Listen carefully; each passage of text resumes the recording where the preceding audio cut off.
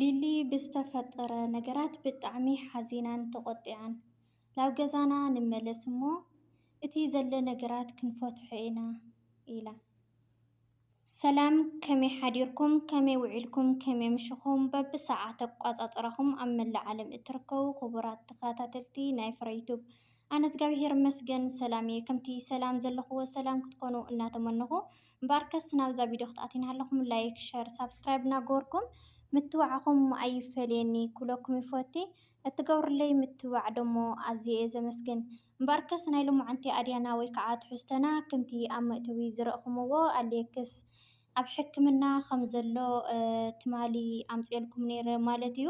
ሎሙዓንቲ ደሞ ሊሊ ከይዳ ሪኣቶላ ተመስገን ማለት እዩ። ኣሌክስ ደሞ ምሕረት የውርደልካ እግዚኣብሔር ኣምላኽ። ሊሊ ደሞ እዚ ከይድኪ ብምርኣይኪ ብጣዕሚ እየ ደስ ኢሉኒ። ምክንያቱ እቲ ነገራት እውን ብዝተፈትሐ ተፈቲሑ ክትዕረቑ ምዃንኩም ተስፋ ገይረ ኣለኹ ማለት እዩ።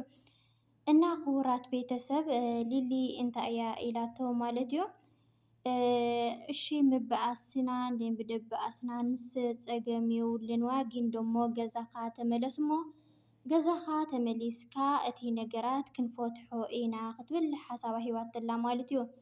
ብጣዕሚ ሓዚና ብጣዕሚ ተቆጢዓ ንምንታይ እስካብ ክንድዚ ትኾን ንምንታይ ከ ነብስኻ ትድብሪ ብናተይ ህዝሲ ብናተይ ነገር ድዩ እስካብ ከምዚ በፂሕኻኒኻ ኣነ እኮ ለሚነካ እየ ንስኻ ስለ ዘካወድካየ ኢኻ እምበር ኣነ ብዙሕ ግዜ ለሚነካ እየ ኢላቶላ ማለት እዩ። እና ብዝኾነ ኮይኑ ተመስገን ከምዚ ኢሎም ክንሪኦም ንሃለና ብሓደ እክብ ኢሎም ብጣዕሚ እዩ ደስ ኢልኒ ማለት እዩ። እና ክቡራት ቤተሰብ ክተዓረቑ ተስፋ ንገብር ማለት እዩ። እቲ ነገራት ኩሉ ነገር ክውዳእ ተስፋ ንገብር ማለት እዚ ክንዲ ዝሓመቐ ሕማቕ ክንዲ ዝኾነ ይኹንሲ ሰብኣይካ ኣብ ሰብኣይካ እዩ። ስለዚ ወዲቑ ወይ ከዓ ከምዚ ኢሉ ክትበሃል ንሃለየት እታ ጎያ ምኻዳ በቃ ክንደየናይ ተኣይስሞ ምዃኑ ርእይዎ እሞ እና ንኣኻ ዝሓስበልካ እንተኾይኑ ንኣኻ ዝሓልየልካ እንተኾይኑ ማንም ሰብ ኣብ ፀገምካ ተፀጋማይ እዩ ማለት እዩ። እና ኣሌክስ ደሞ ኣጆኻ ማለት እዩ ምውዳቕካ ንፅቡቕ ክኾን ይኽእል እዩ ማለት እዩ። ናብ ፍቕርኹም ተመሊስኩም እቲ ነበርኩምዎ ፍቕሪ ክተዕንብብዎ ማለት እዩ። እግዚኣብሔር ኣምላኽ ላብ ልብኹም ይምለስኩም ማለት እዩ። ምሕረት የውርደልካ እና ክቡራት ቤተሰብ ሎሙዓንቲ ማለት እዩ ዳግና ሲስተሩ ለኣሌክስ ኣሌክስ እና ሊሊ ኮይኖም እዮም ሓቢሮም መፂኦምና ማለት እዩ። ብጣዕሚ ብጣዕሚ እዩ ደስ ኢልኒ ስለኩሉ ነገር እና እግዚኣብሔር ኣምላኽ ዕርቂ የውርደሎም ምንም ክበሃል ኣይከኣልን ዕርቂ የውርደሎም ላብ ልቦናኦም ይመለሱ ማለት እዩ። ኣሌክስ ደሞ ኣነ ደሓን እየ እግዚኣብሔር ይመስገን ካብቲ ዝሓለፈ ናይ ትማሊ ዝነበርክዎ ደሓን እየ ኢልዎ ማለት እዩ። ዶክተር መፂኡ ደሞ በቃ ደሓን ኢኻ ንእሽተይ ሰዓታት ፀኒሕካ ክትወፅእ ኢኻ ኢልዎ ማለት እዩ። ስለዚ ሊሊ ክዳንካ ቀይር ንምንታይ ሳልሳይ መዓልቲ እዚ ክዳን ጌርካሲ ንምንታይ ክዳንካ ቀይር እንታይ ትኾን ኣለኻ ንምንታይ ነብስኻ ደብሪኻ እያ ኢላቶ። ንሱ ደሞ ዋይ ኣይደልን እየ ኣይቅይርን እየ ምክንያቱ ኣብ ሕክምና ስለ ዘለኹ ካብ ሕክምና ምስ ወፃኹ እንተኾይነ እምበር ሕዚ ኣይቅይርን እየ ኢልዋ ማለት እዩ።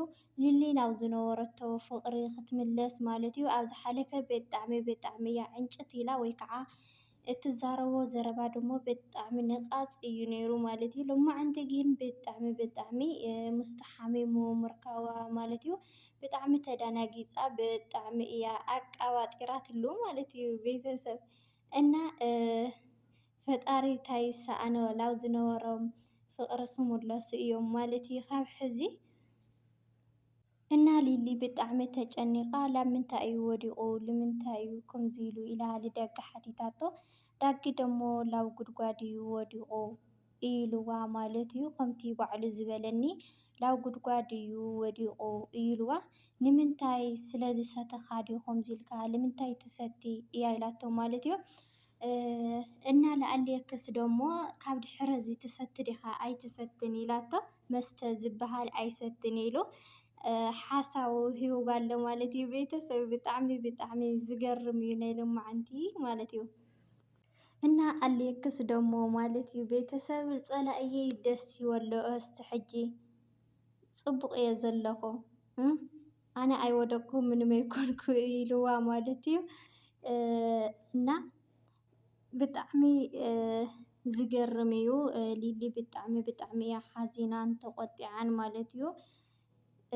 ቤተሰብ ከምቲ ዝብለኩም ዘለኹ ማለት እዩ ሊሊ በቃ ኻላስ ናብ ገዛኻ ተመለስ፣ ናብ ገዛኻ ተመሊስካ እቲ ዘሎ ነገራት ክንፈትሖ ኢና እያ ኢላቶ። ብዝኾነ ኣብ ካሊእ እየ ነይረ ኢላቶ ንምንታይ ናብ ካሊእ ደኣ ከይድኪ ኢልዋ ኣይ ስቕ ኢለ እየ ከይደ ኢላ ሓሳባ ሂባቶላ ማለት እዩ። ኣሌክስ ምንም ገፅ ክህባ ኣይከኣለን እዩ። ንሳ ግን በቃ ነቲ ዝነበሮ እንታይ እዩ ስሙ እዚ በቃ ንዕኡ ንምርግጋዕ ብዙሕ እያ ትፅዕር ዘላ ማለት እዩ። ብጣዕሚ ሓዚና ሓዚና ብልቢ ማለት እዩ። ንሱ ግን ገፅ ክህባ ኣይከኣለን ምክንያቱ ከም ዓሲር ዝበለ ከም ዝተፈላለየ ሒዛትሉ መፅያ ኣይበልዕን እየ ኣይሰትን እየ ኢልዋ ድሓር ንእሽቱ ተይጥዕሙ እምበር ምንም ኣይበልዕን ኢሉ እዩ ኣብዋ ማለት እዩ። እና ኣሌክስ ህሊ ከይትበል ማለት እዩ ገዲፍካ ኩሉ ነገር ማለት ገፀይ ትብል ኣለኻ ንሳ ኩሉ ነገር ሓዲጋቶ እያ ዘላ ማለት እዩ። ናብ ልባ ተመሊሳ ኣላ ብጣዕሚ ሓዚና ኣላ ስለ ኩሉ ነገር ማለት እዩ። ንስኻ ግን በቃ ኩሉ ነገር ትህልኽ ግደፎ ላብ ነበርኩምዎ ተመለሱ ማለት እዩ። ህልኽ ፅቡቕ ኣይኮነን።